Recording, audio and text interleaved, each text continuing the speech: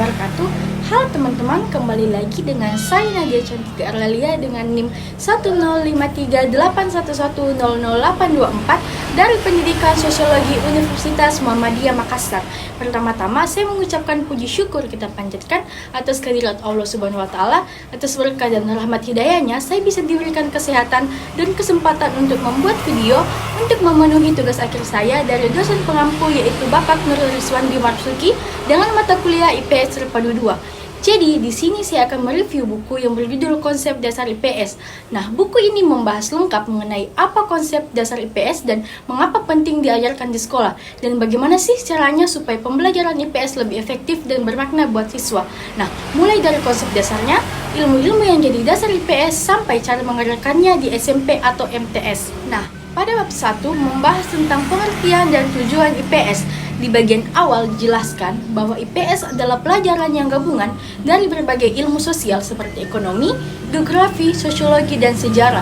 Tujuannya supaya siswa paham lingkungan sosialnya dan bisa berpikir kritis serta peduli pada masalah sosial di sekitarnya.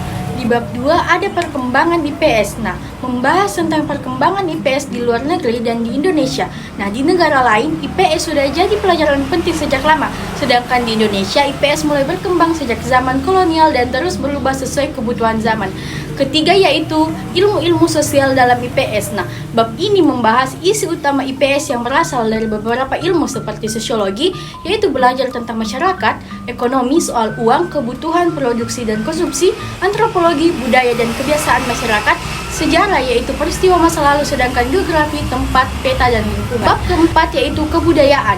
Nah, bab ini membahas tentang apa itu budaya, sifat budaya, dan bagaimana manusia menciptakan serta menggunakan budaya, termasuk juga keragaman budaya di Indonesia yang sangat banyak dan harus dihargai. Nah, pada bab 5 ada produksi, distribusi, dan konsumsi.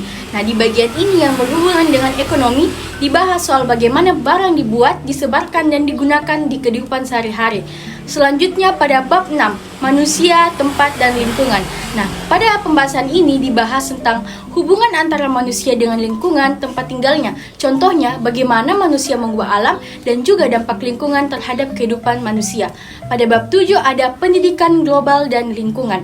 Nah, membahas tentang pentingnya siswa mempunyai wawasan global atau tahu tentang dunia luar, toleransi dan kerjasama, dan juga pentingnya peduli pada lingkungan hidup agar bumi tetap terjaga. Terakhir, bab 8 yaitu pembelajaran terpadu dan problematika. Nah, bab ini khusus membahas cara mengajar IPS yang baik, terutama di SMP atau MTS. Ada banyak tantangan seperti guru kurang siap atau bahan ajar yang kurang mendukung, tapi juga dikasih solusi supaya pembelajaran bisa lebih efektif dan tidak membosankan. Baik, kesimpulan yang saya dapatkan dari pembacaan buku ini yaitu buku ini sangat amat cocok untuk digunakan jika ingin belajar atau mengajar. Isinya lengkap dan jelas, adapun teori sampai praktiknya.